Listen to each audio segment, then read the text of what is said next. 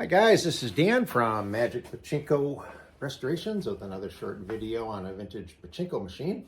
If you enjoy watching these videos, I would please ask that you subscribe to the channel. We're growing towards 2,000, which is great. That's a good place to watch a lot of videos on all sorts of different machines that I've restored. Also a lot of how-to videos. You can certainly comment on the YouTube channel. I monitor that. I will get back to you. But if you have specific questions that you'd like to ask me, the best place to do is go to magicpachinkorestorations.com and use the Contact Me page.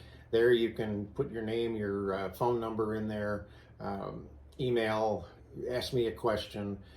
If you're interested in a restoration, you'll end up sending me pictures. You do get an automated response.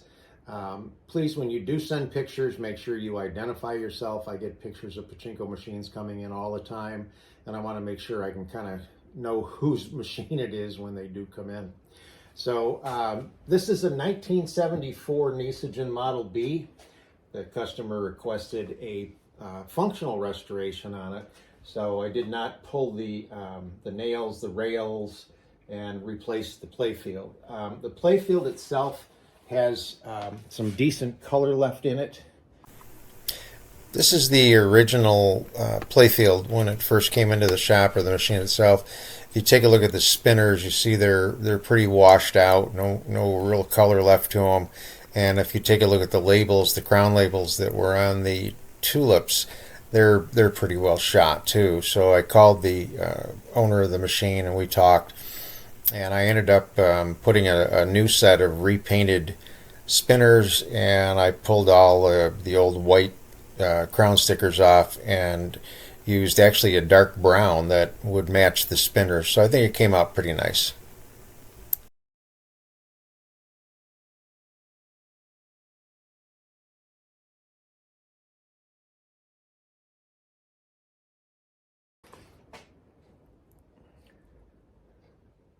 So the colors are relatively vivid. There's a fair amount of water damage on this playfield, but again, the customer's choice. They didn't want it torn out and have a new one put in.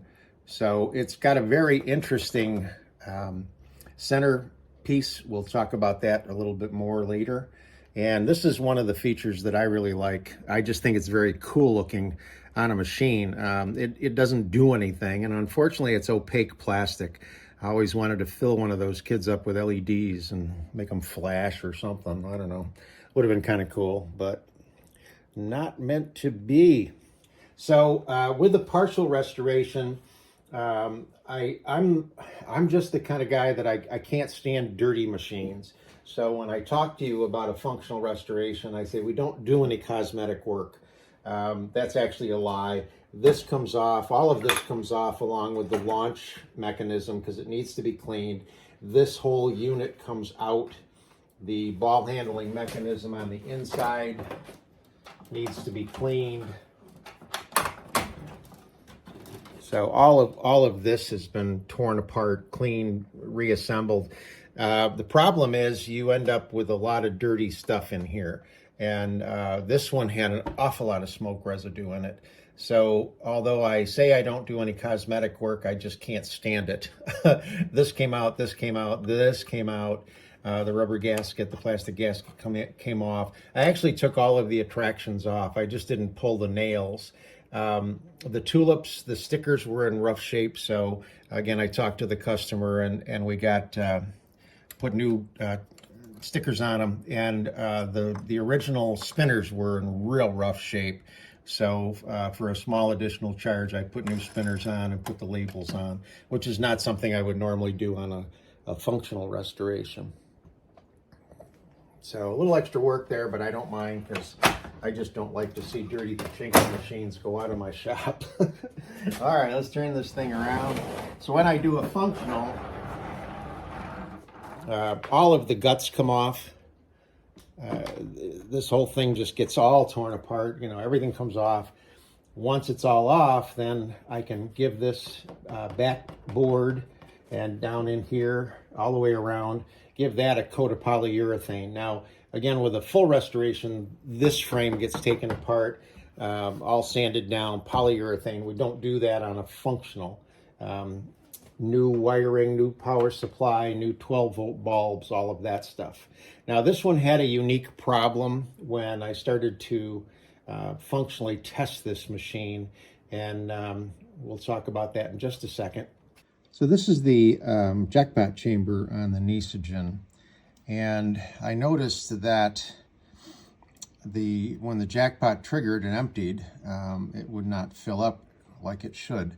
Quite often, that's caused simply by this part and this part not being aligned properly. In other words, right in this area is where the balls come down through and go in here, and sometimes this just isn't lined up right and they just won't flow. Well, that wasn't the case with this, and what I noticed is that this metal piece right here is what opens and closes and allows the balls to come in and fill. So what was happening is this would go up and then it would come down, and it wasn't pushing this down enough. And I've never done this before, but I just kept playing with it. There is a screw right here that's held in with a nut on the back side. I loosened this screw, and initially I pushed up, but that wasn't the problem. So I actually pulled it down. It can only go down just so far because of this. But what that did is when this went up, it pushed it down more, and that's what solved that problem. So again, it's a very fine adjustment on your jackpot. But if you're having trouble with your jackpot not filling up, the first place you want to look is the alignment from here into here before you start messing with any of this stuff. So we're going to fire this thing up, and with a Model B, the first thing you need to do is make sure that the ball dump latch, which is right here, this is the ball dump latch, you need to make sure that this is pushed over to the right so that it actually latches. More than likely when you get the machine, it'll be in a position like this just because it gets bounced around and traveling. Make sure this gets pulled over. These two L-shaped pieces of plastic will then create a path for the balls to go across and into the jackpot chamber, rather than letting them swing out of the way and down the exit chute and ultimately all over the floor. So make sure that that is latched. That's step number one. Step number two would be to plug your machine in. When you first plug the machine in, you're just going to put the power supply into the wall and then plug it into the pigtail. Your ball out light will come on. There are no balls in this machine right now, and it's being, this is the weighted piece that turns that switch on and off. Okay, right in here. All right, so we're ready now to put some balls in. You should have at least 500 balls. Take a handful. And when you put that handful in, this is the way they should run. Upper hopper, upper feed chute, which is a double run, turnaround, which essentially changes the flow. This is the lower feed chute, again, a double run, and then it allows 7 balls on this side, 7 balls on that side, and that's the jackpot, and this is where they'll stop. And that's the way you need to have your machine loaded. Now, above and beyond that, you can't just put a handful in. You need to put in lots of balls. So if you bought 500 or you have 300 or 400, whatever, you want to put 480 of them right in this upper hopper.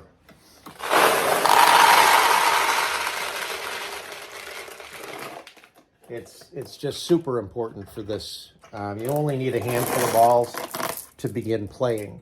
So you do need something similar to this little plastic shoebox, whatever you want to call it. Balls will drop out of here as a loser ball, and the winning balls drop out of here.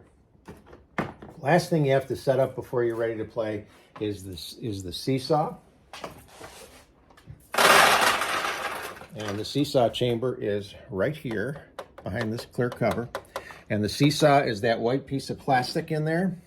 And right now it's sitting like this, which is the correct position. If yours is sitting like this, That's the wrong position. So to put it into the right position, down here is a little push rod. You simply push up and it will just tilt that seesaw up where it belongs.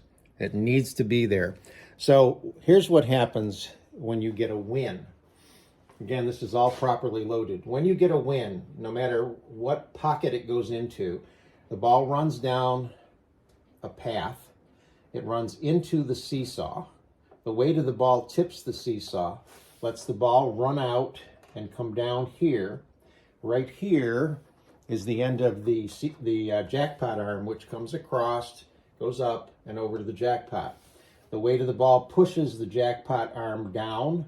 It's momentarily held in place by what's called the paper clip. At the same time, the winning balls are released.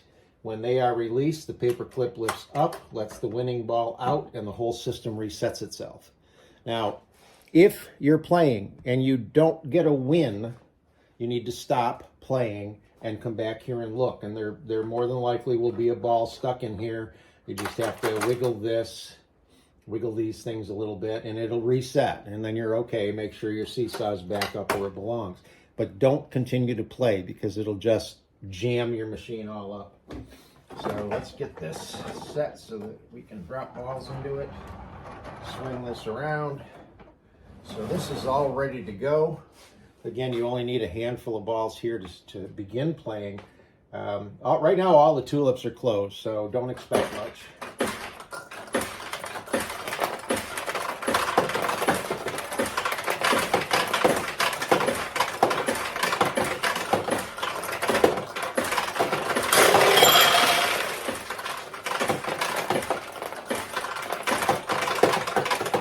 So by far the vast majority of the balls were going in as losers. We did get one win, but I will show you.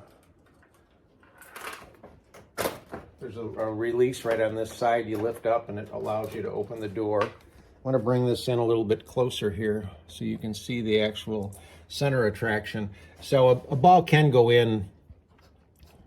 No, it actually can't now that I see it. I suppose it could sneak in there, but when a ball goes in here,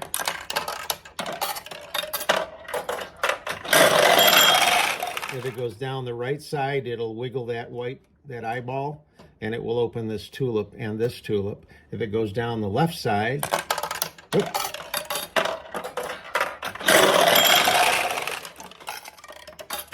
it'll open this tulip and this tulip.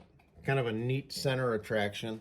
So now that we've got the tulips open, we definitely get some more wins here. To play properly, go all the way down, let it roll off your thumb. You can also go all the way down, let go just a little, and then let go, and you'll find, depending on how much pressure you're exerting, you can get the ball to go down this side or this side. Ideally, you want it to go down through the middle and get it to go through the center attraction so that you do open the tulips. So I'm going to try to put it on the left side now because I've got a tulip. I still have the tulip on the left side open, so I'm not exerting as much pressure on the launch spring. There we go. So now you just got to kind of play and hope that you get one down the center or into a pay pocket or even into a tulip, because the tulips will open back up again. So that's the 1974 Nishijin Model B. If this light up in here comes on, you know that you need to transfer balls from here to the back hopper. You simply push here. Grab a handful and put them back there. Easy peasy. Okay, so that's the 1974 Nishijin Model B. Hope you liked it.